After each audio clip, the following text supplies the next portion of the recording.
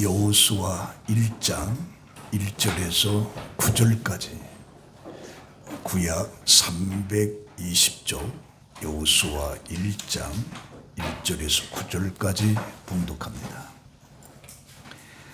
여호와의 종 모세가 죽은 후에 여호와께서 모세의 수종자 눈의 아들 여호수아에게 말씀하여 이르시되 내 종 모세가 죽었으니 이제 너는 이 모든 백성과 더불어 일어나 이 요단을 건너 내가 그들 곧 이스라엘 자손에게 주는 그 땅으로 가라.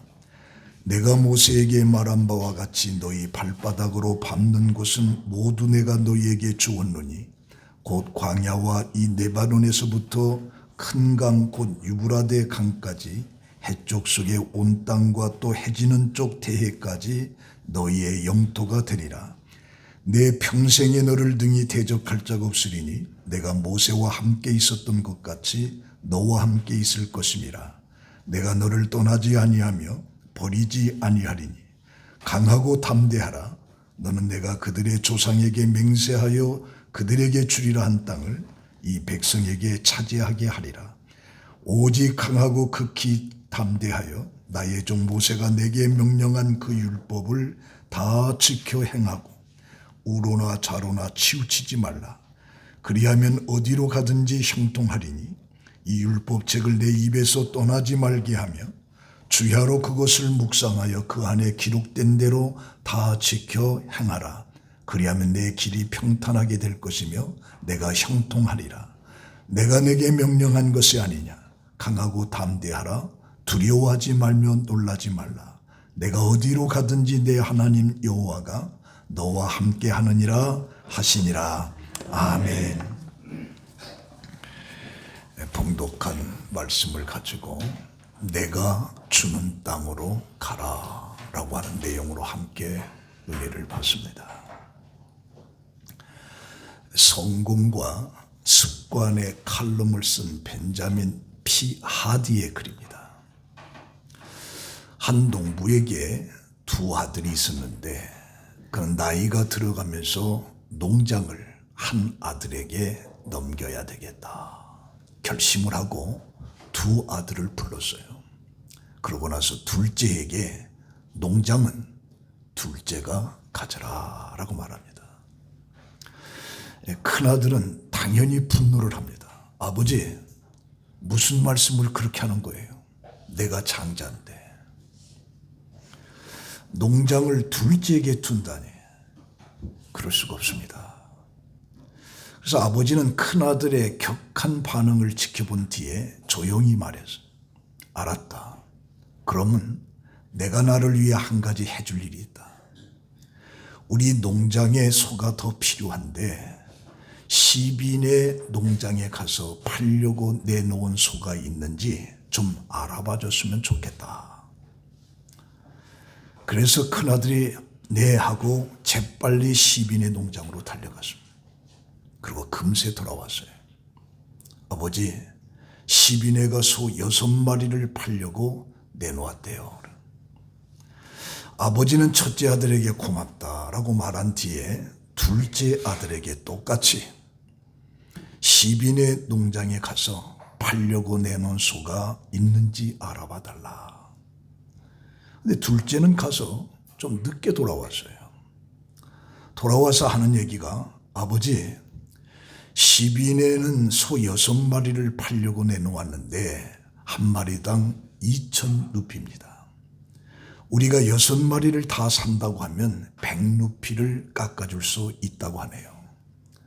그리고 소가 당장에 필요한 게 아니면 다음 주에 새 소가 들어오니 기다렸다가 살펴보고 사도 좋을 거라고 말합니다. 하지만 당장 필요하다면 내일 직접 소를 운반해 줄 수 있답니다. 이렇게 아버지한테 얘기해요. 아버지는 둘째 아들에게 고맙다고 말한 뒤에 큰아들을 돌아보면서 이게 내가 농장을 둘째에게 주기 위한 것이다 라고 하는 이유를 이야기하고 있습니다. 우리가 세상을 살아가면서 일하는 사람들의 모습을 보면 세 종류의 사람이 있습니다. 하나는 시키는 일만 하는 사람. 또 하나는 시켜도 일을 하지 않는 사람. 세 번째는 시키는 일보다 더하는 사람. 이 첫째 아들을 포함한 대부분 사람들은 시키는 일만 합니다. 해야 할 일이 있으면 그것만 간신히 하고, 학교에 다녀야 하니까 학교에 다니고, 대학에 들어가야 된다고 하니까 대학에 들어가고, 졸업하면 남들처럼 직장을 구해야 되니까 회사에 들어가는 주어진 일을 하는 거죠. 이런 사람은 대부분 평범한 삶을 살다가 가는 겁니다. 그들은 나는 왜 항상 이 모양 이 꼴인가 불평하다가 실패할 수밖에 없는 삶을 살아가는 것입니다. 그러나 성공하는 사람은 둘째 아들처럼 시키는 일보다 더하는 사람들입니다. 이런 사람의 특징이 세 가지가 있는데, 첫째는 상대방의 마음을 헤아리는 겁니다. 누군가의 부탁을 받으면, 또한 지시를 받으면 상대방이 원하는 게 무엇일까 생각하고 원하는 일을 하는 거죠. 둘째는 150%를 하는 겁니다. 성공하는 사람은 기대하는 수준 이상을 하는 거죠. 누에게 선물을 할 때도 기대하는 것 이상을 할 때 감동을 주는 겁니다. 자식이 부모에게 용돈을 줄 때도 덤썩 줘야 돼요. 그래야 부모가 감동을 받습니다. 죽어도 좋은 소리를 듣지 못하는 것은 아까워서 필요한 최소의 것만을 부모에게 용돈을 주기 때문에 부모가 감동을 받지 않습니다. 기대 이상으로 할 때 고마움을 느끼게끔 되어 있는 거예요. 고마움을. 우리가 이렇게 결혼식이라든가 또 장례식 때 이 부조금 들어온 것들을 이렇게 명단을 쫙 다 두거나 보는 거예요. 누가 얼마 했네, 누가 얼마 했네, 나는 얼마 했는데 저는 얼마 했다, 이게 전부 다 쳐다봐요. 그때 생각 밖으로 많은 돈을 주면 감동을 받습니다. 감동. 세 번째는 자발적으로 하는 겁니다. 싫은데 상대방의 마음을 헤아리고 기대 이상으로 해주기는 정말 아까운 거예요. 좋아하는 마음이 있어야 관심이 생겨서 저 사람이 원하는 것이 무엇일까 헤아리게 되는 거죠. 그리고 생각하는 것 이상으로 해주자는 마음이 생기고, 그래서 그는 성공을 하게 되는 겁니다. 성공하는 일은 내가 좋아하는 것을 하면 되는 거예요.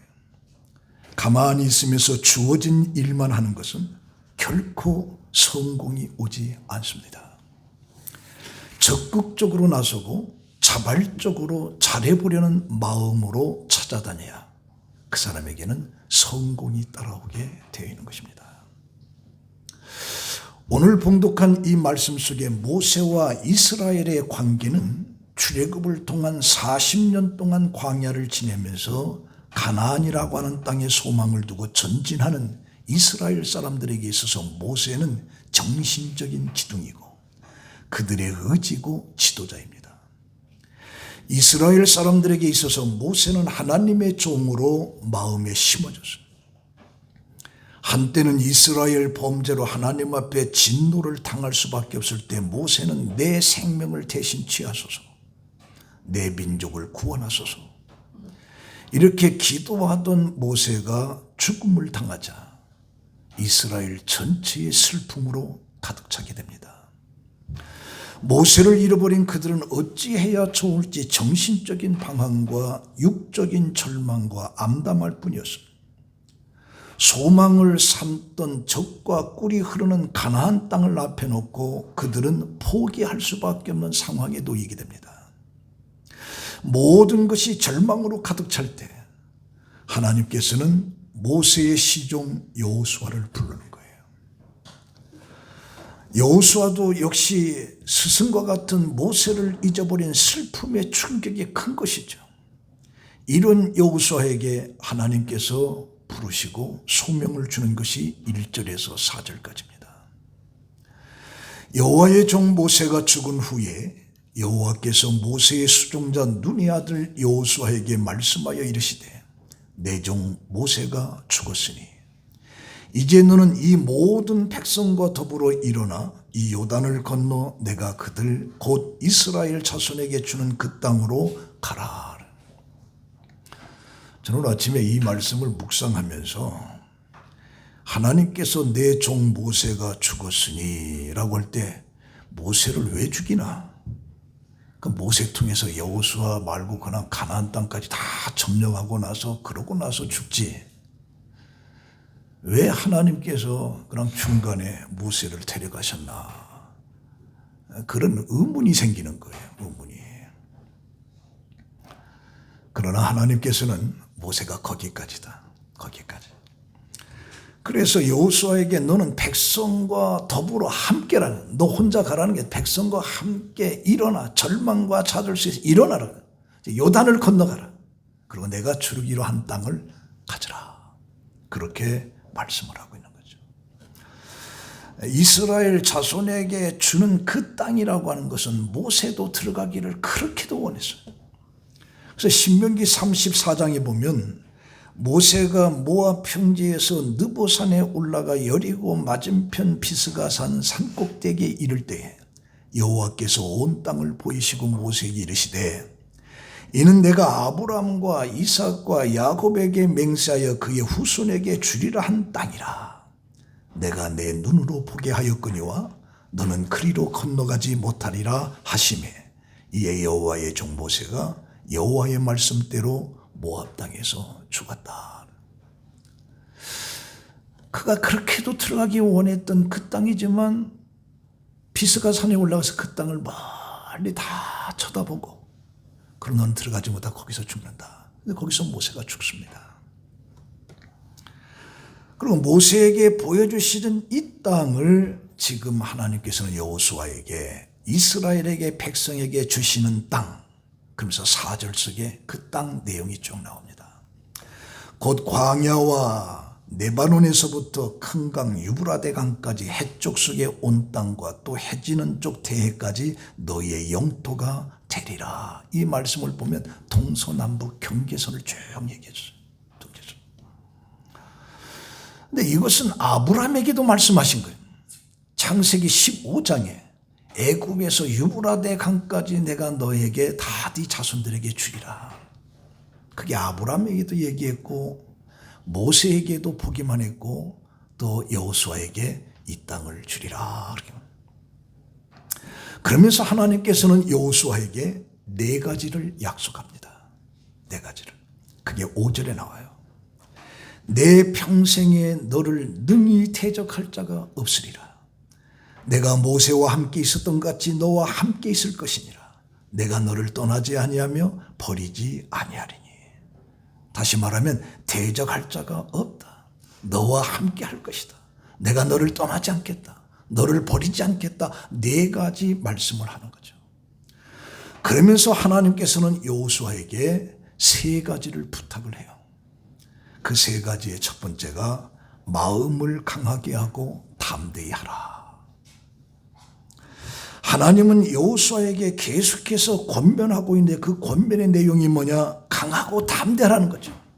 그러니까 너는 등이 대적할 자가 없다. 모세와 함께 했던 내가 너와 함께 하겠다. 너를 버리지도 않겠다. 너를 떠나지도 않겠다라고 하는 4가지의 약속을 해주면서 부탁을 3가지 하는데 그러니까 너는 강하고 담대하라.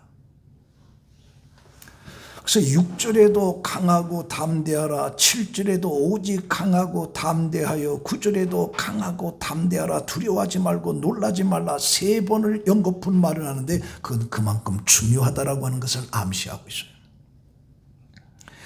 여호수아야말로 담대한 사람입니다.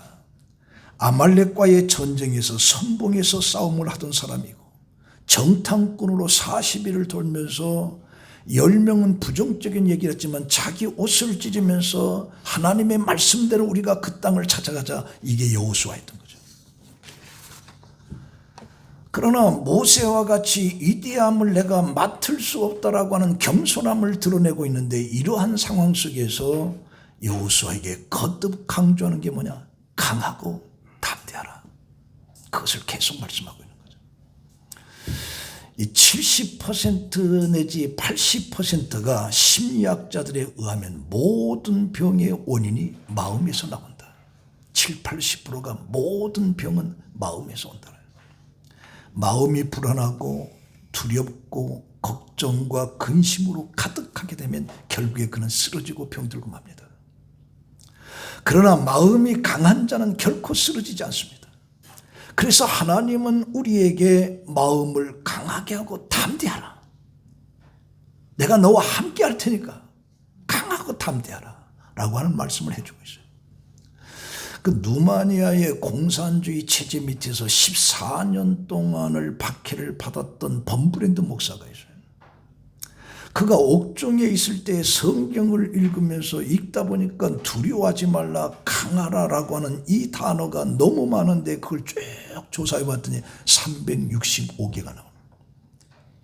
1년 365일. 그러니까 하나님께서는 이 말씀을 통해서 매일매일 삶 속에 강하고 두려워하지 말라, 담대하라, 그것을 우리에게 주고 있는 말씀. 제2차 세계대전 당시에 전쟁으로 죽은 청년의 수가 30만 명입니다. 그런데 아들과 남편을 일선에 보내고 염려와 불안과 근심 가운데 빠져 심장병으로 죽은 미국 시민이 100만 명이 넘었다고 합니다. 이게 총탄이 사람을 객도로 죽일 수 있는 보다 불안과 공포가 죽인 사람이 훨씬 더 많다. 여러분들, 이 개들도 어떤 사람이 지나갈 때는 유난히 짖는 게 있어요. 유난히. 어떤 사람한테는 짖지도 않는 거예요. 그래서 심리학자의 글에 보면 개들은 무엇인가 안정되지 못한 사람이 두려운 마음을 품고 개 앞을 지나가게 되면 그 떠는 진동을 개가 느낀다는 거예요. 그래서 그 사람한테 유난히 더 짖는다는 거예요. 우리 그리스도인들에게 강하고 담대하라고 하는 이 말은 근거 없는 것이 아니에요. 마음대로 되새기는 것을 말하지 않고 심리적인 것을 말하지 않고 이것은 어디까지나 하나님의 약속입니다. 평생에 너를 당할 자가 없을 것이다. 모세와 함께 있던 것 같이 너도 함께 있겠다. 너를 떠나지도 않고 버리지도 않겠다라고 하는 이 말씀이에요. 이건 여호수아에게만 준 말씀이 아니라 오늘 예수 그리스도를 믿는 우리들에게도 주신 말씀이에요. 왜냐하면 예수님께서 하늘나라로 올라가실 때 제자들에게 말씀합니다. 마태복음 28장 20절에 내가 분부한 모든 것을 가르쳐 지키게 하라. 볼지어다 세상 끝날까지 너희와 항상 함께 있으리라. 우리 주님이 약속하신 말씀. 성경은 말합니다. 역대상 28장 20절에 또 그 아들 솔로몬에게 이르되 너는 강하고 담대하게 이 일을 행하고 두려워하지 말며 놀라지 말라. 내가 하나님의 전 역사의 모든 일을 마칠 동안에 여호와 하나님 나의 하나님이 너와 함께 하사 내게서 떠나지도 아니하시고 너를 버리지 아니하시리라. 솔로몬이 성전 짓는 과정 속에 내가 너와 함께하고 너를 떠나지도 않고 너를 버리지도 않겠다. 이 일을 다 이룰 때까지. 그래서 시편 27편 14절에 보면 너는 여호와를 바랄지어다. 강하고 담대하며 여호와를 바랄지어다. 하나님을 바라보는 자는 강하고 담대하는 거죠. 하나님을 바라보지 못할 때 우리는 두려움과 절망과 좌절이 우리를 언습하는 거예요. 전능자 하나님을 바라보라. 그리고 강하고 담대하며 여호와를 바랄지어다. 두 번째는 나의 종 모세가 말한 율법을 다 지켜 행하라. 율법은 하나님의 말씀입니다. 말씀을 주야로 묵상하라는 거죠. 그래서 그 말씀을 깨달으면 하나님의 뜻도 우리가 알 수 있다는 것이죠. 그래서 복 있는 사람은 시편 1장에 보면 오직 여호와의 율법을 즐거워하여 주야로 묵상하는 자로다. 아무리 바쁠지라도 하나님의 말씀을 묵상하기 위하여 시간과 여유를 가져야 되는 거죠. 그러므로 이 세상에 어떤 일이 우리의 마음을 끈다고 해도 우리는 오직 한 가지 일, 필요한 일, 즉 말씀을 묵상하는 일에 있어서는 게을러서는 안 된다는 거예요. 그래서 8절에 율법책을 내 입에서 떠나지 말게 하고 주야로 그것을 묵상하여 그 안에 기록된 대로 다 지켜 행하라. 입술이 하나님의 말씀으로 가득해야 되는, 우리가 앉아있어도 예수의 이야기, 모든 일을 해도 예수의 이야기, 무슨 일을 하든지 간에 예수의 이야기가 우리 입에서 나와야 되는데, 그런데 중요한 것은 뭐냐? 그것을 지켜 행하라. 단순히 기억하고 잘 모르는 것을 이해하고 영상의 화면처럼 느끼는 것이 아니라 기록된 대로 행하라는 거죠. 행하라는. 오늘도 아침에 오면서 우리 집사람이 뭐라고 하냐, 자기는 절대로 치매 안 걸린대. 왜 그러냐 그랬더니 성경 말씀을 여전히 암송을 해요. 그래서 한번 해보라 했더니 시편 1편을 또 요한복음 1장에 1절에서 15절까지 쫙 하거든. 자기는 절대로 안 걸린다. 암송을 그렇게 해도 중요한 건 행해야 돼.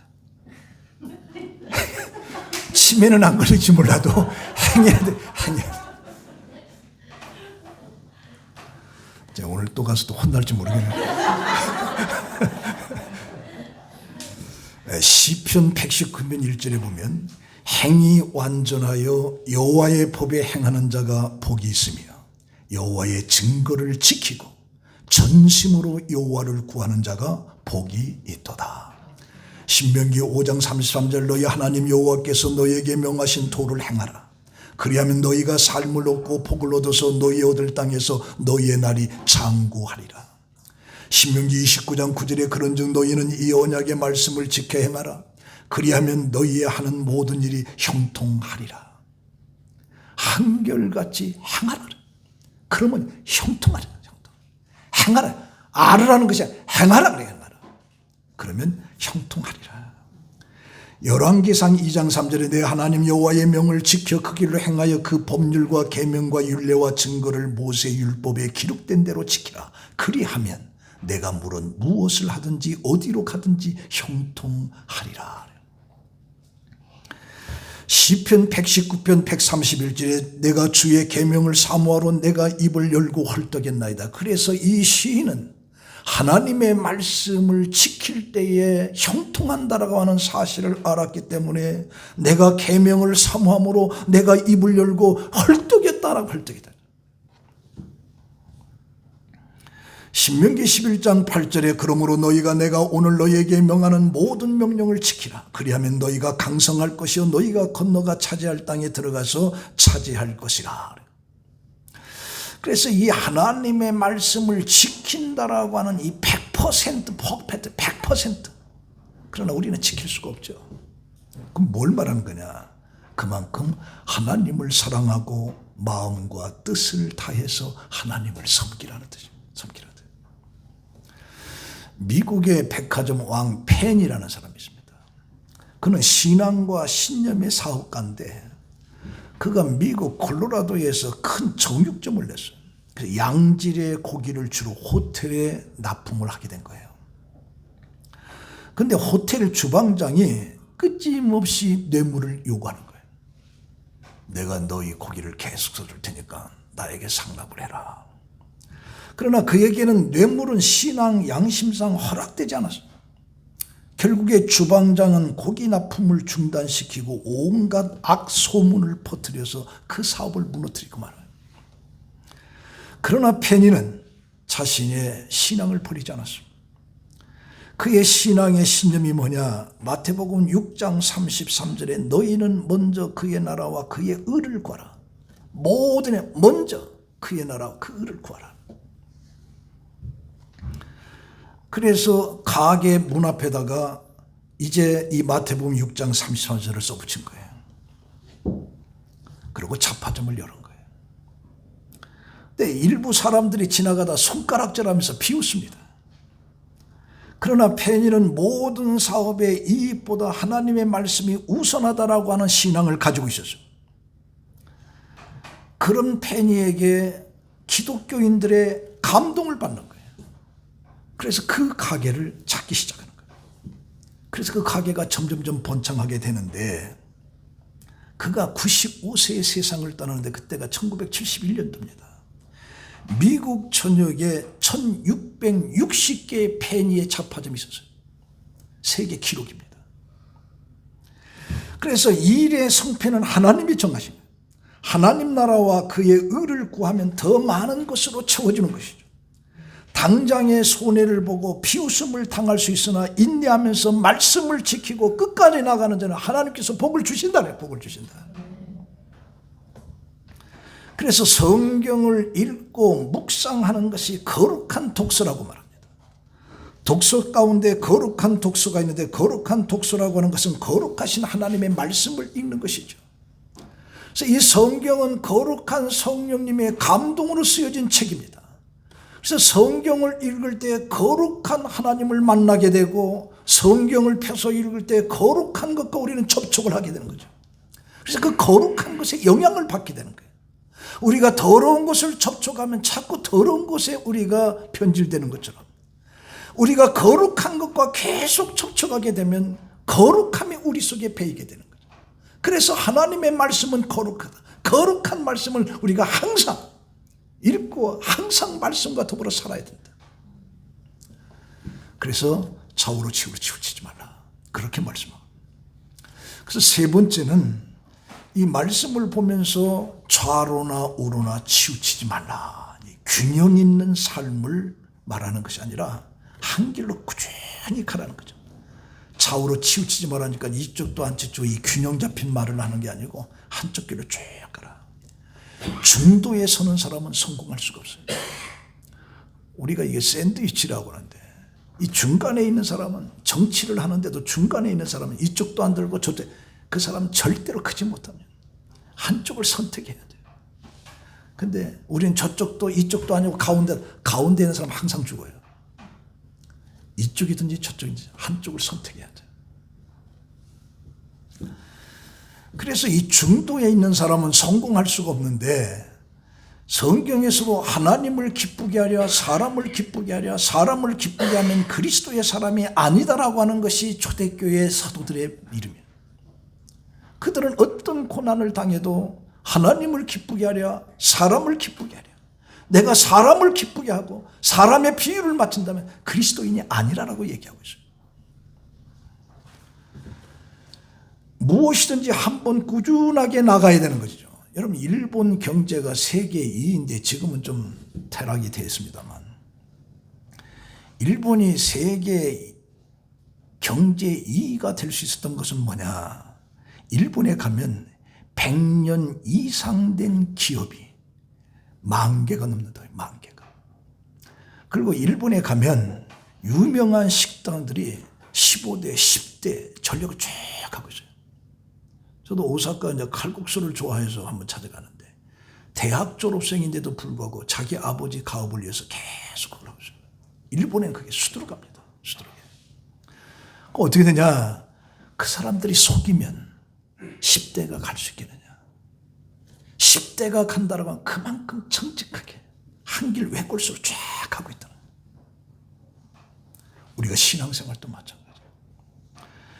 여러분들, 그 박효남 씨라고 하는 간증이 있는데, 이 사람이 실톤 호텔의 주방장입니다. 어떤 날 외식의 초청을 받아서 가정에 가서 보니까 삼성 이건희 회장 집에 초청을 받은 거예요. 그래서 어떻게 삼성의 신라 호텔에 좋은 주방장이 있는데 왜 힐튼에 있는 나 요리사를 불렀을까? 이해가 가지 않았어요. 그래서 어쨌든 간에 불러줬으니까 열심히 음식을 한 거예요. 그랬더니 한 주일 지나서 삼성에서 사람이 왔어요. 뭐라고 하느냐? 우리 회사에 오면 2배를 더 주겠다.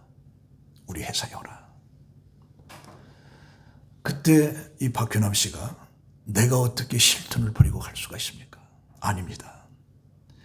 내가 아무것도 아닌데 나를 키워준 이 힐튼을 내가 버릴 수 없습니다. 나는 힐튼에서 밥 먹고 자라났고 힐튼에서 우리 아이들을 공부시켜 아이들이 다 성공했는데 그럴 수가 없다라고 물리쳤다라고 하는 일화가 있어요. 좌로나 우로나 오직 한 길이죠. 한 길. 예루살렘 종교 지도자들에게 사도들에게 더 이상 복음을 전하지 못하도록 위협하고 아무에게도 말하지 말고 경고하면서 예수 이름으로 다신 말하지 말라. 그때 사도행전 4장 19절에 베드로와 요한이 하나님 앞에서 너희의 말을 듣는 것이 하나님 말씀 듣는 것보다 옳은가 판단하라. 너희 말 듣는 것이 옳은 것인지 하나님의 말씀을 듣는 거 옳은 것인지 너희들의 판단 한번 해봐라. 이걸 보면서 우리가 신앙생활할 때 좌로나 우로나 치우치지 않는 오직 그리스도를 향한 한 길이에요. 주일날 하나님을 섬기고 예배를 드리고 나의 영혼이 영양을 공급받는 것인데 무슨 행사가 있다고 해서 주일을 빠지는 것이 좌로 우로나 치우치는 거예요. 사업이 바쁘다고 주일을 범하는 거 좌우로 치우치는 거예요. 주일을 거룩하게 지키는 거죠. 미국의 20대 대통령 가필드가 있습니다. 주일날입니다. 주일날 국가 2기가 와서 안보회의에 회의가 있는 거죠. 근데 이 가필드 대통령이 그 회의를 주재를 안 하는 거예요. 그리고 나는 아주 귀한 분과 약속이 있다고 나간 거예요. 그러니까 비서진들이 대통령보다 귀한 사람이 누가 있냐. 이 가필드가 와서 물어보는 거죠. 대체 대통령보다 귀한 분이 누구냐. 아무 말도 안 하다가 나중에 그 비서진들이 알게 된 거죠. 교회에 가서 예배드리고 왔다. 하나님을 만나서 하나님을 예배드리는 것보다 더 귀한 것은 없다. 이게 가필드. 그래서 예배를 드리고 왔더니 그 안보회의 비상 문제가 다 자연적으로 해결되더라. 우리 요한계시록에 이제 폴리갑이라고 하는 사람이 폴리갑.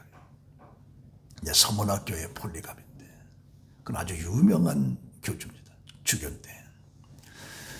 그가 예수를 믿는다라고 하는 이유로 감옥에 갇혀서 이제 처형을 당할 때예요. 그러니까 그의 친구들이 찾아와서 하는 얘기가 예수를 욕하고 좀 더 살아라. 예수 안 믿는다고 해라. 그때 폴리갑이 유명한 얘기를 합니다. 나는 86년간 주님을 섬겼습니다. 그분은 한 번도 제게 나쁜 일을 하지 않았습니다. 그런데 제가 어떻게 저를 구원하신 저의 왕을 욕할 수가 있겠습니까? 라고 하는 말을 하고 시장 바닥에서 불에 태워 화형으로 죽습니다. 화형으로 죽습니다. 요한계시록 2장 10절에 내가 죽도록 충성하라. 그리하면 생명의 면류관을 내게 주리라. 내게 주리라. 우리가 어떤 환경이든 원하든 원치 않든 우리는 환경에 붙들리게끔 되는데 그 환경 배후에는 하나님이 계시다라고 하는 걸 우리가 알아야 돼요. 환경 자체 주위 상황을 쳐다볼 때는 절망이 되고 좌절이 되지만 그 환경 상황 너머에 절대적인 하나님이 계시다는 하나님이. 그 하나님이 보면 우리는 모든 걸 다 이길 수가 있다. 모든 걸 다 이길 수 있다. 그래서 요한일서 4장 4절에 자녀들아 너희는 하나님께 속하였고 또 그들을 이기었나니 이는 너희 안에 계신 이가 세상에 있는 자보다 크심이라. 그들은 세상에 속한 거로 세상에 속한 말을 하며 세상이 그들의 말을 듣느니라. 우리는 하나님께 속하였나니 하나님을 아는 자는 우리의 말을 듣고 하나님께 속하지 아니하는 자는 우리의 말을 듣지 아니하니 진리의 영과 미혹의 영을 이로써 아느니라. 그래서 오늘 우리들의 삶 속에는 항상 들려오는 소리가 있는데 바로 들려온 소리가 요단강을 건너서 가나안 땅을 정탐하고 왔던 40명의 12명 중에 40일 동안 돌아와 가지고 그 10명이 하는 소리. 그 다음에 자기 옷을 찢으면서 아니다라고 하는 2명의 소리. 10명의 소리를 들을 것이냐 2명의 소리를 들을 거냐. 이 둘의 어떤 것을 내가 선택하느냐에 따라서 우리는 성공적인 축복의 삶을 살 수가 있지만 그러지 못할 수도 있다. 어떤 소리를 들을 것이냐. 자, 결론을 말씀드립니다. 하나님은 여호수아에게 3가지 부탁을 하고 그렇게만 하면 어디로 가든지 형통하리라. 또 발전의 내 길이 평탄하게 될 것이라. 내가 형통하리라. 그러니까 이 3가지 부탁을 하고 이 부탁만 네가 잘 지키면 어디를 가든지 네가 형통할 거야. 내가 평탄하게 될 것이다. 그대로만 하면. 근데 이 말씀이 여호수아에만 주어진 것이 아니라 오늘 우리 그리스도인들에게도 주어진 것이에요. 우리들에게도 주어진 거예요. 그래서 오늘 우리들에게도 이 3가지 부탁을 하고 이것만 잘 지켜라. 그럼 네가 평탄할 것이다. 형통할 것이다. 그래서 단 조건이 뭐냐? 마음을 강하고 담대하라. 율법을 지켜 행하라. 그리고 좌로나 우로나 치우치지 말라. 그렇게만 하면 형통하고 평탄하리라. 하나님의 약속이에요. 이 말씀을 통해서 여러분들의 삶 속에 놀라운 축복이 있기를 예수의 이름으로 축원합니다. 기도하겠습니다. 하나님 감사합니다. 오늘 주신 말씀을 우리가 마음에 깊이 새기면서 하나님의 주신 그 말씀을 100% 우리가 신뢰하고 그렇게 나감으로 우리의 삶의 모든 것들이 형통하고 평탄해지는 놀라운 축복의 삶을 사는 우리 성복음 성도들이 되게 하여 주시옵소서. 예수님의 이름으로 기도합니다. 아멘.